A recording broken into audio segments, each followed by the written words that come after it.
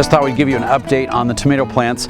Now we planted these about Mother's Day, so it was the first part of May, and it's been about 2 months, and we've got some great growth coming on tomatoes, and lots and lots of blossoms, and a lot of fruit set as well too in just a short amount of time. So they're really coming along, and very excited to be able to get some good production off of these.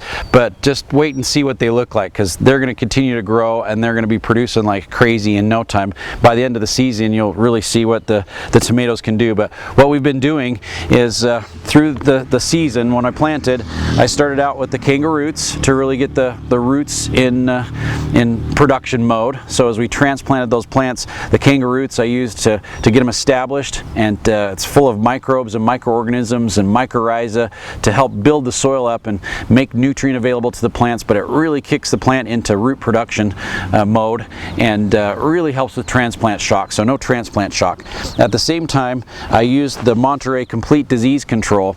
Now this is a really unique fungicide. It works in the soil as well as on the plants, and so I'll mix this up right with the Kangaroots and water the plants with it the first 2 or 3 waterings to really get them established and going.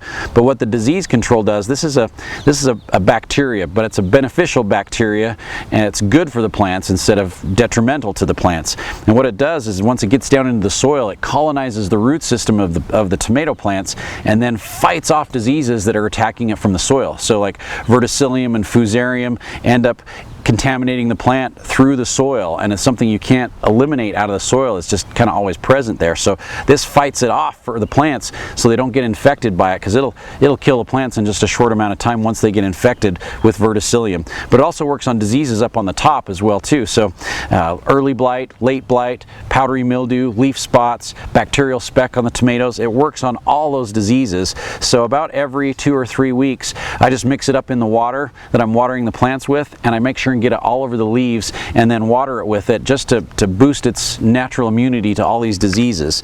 And then we've been fertilizing throughout the summer with the Plant Fertilixir.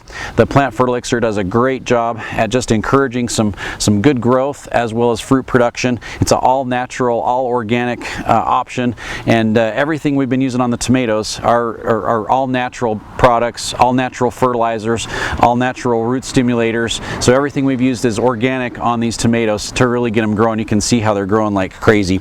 I just mulched them with Garden Max to help the soil retain some moisture. This is not a great piece of soil. So this is probably one of the least productive areas in our garden, but we're trying to condition this soil so it works a little bit better.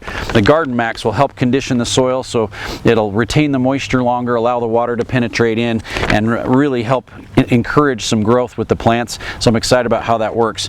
And then this is what we're using right now. It's called Yield Booster. It's calcium chloride. Again, just a natural source of calcium for the plants, and we can spray that on the plants, spray it on the leaves, allow them to pick that up. It helps with blossom end rot, so we don't get that sunken black spot on the bottom of the fruit, but it also helps the plants set fruit and gets them to ripen up quicker. So using a product like the Yield Booster from Fertilome will help get those plants growing and producing a lot faster. So some great options to really help encourage your tomatoes. But we're going to watch the progress of these tomatoes a little bit more, and you can see how they grow throughout the summertime, and what we're going to have at the end.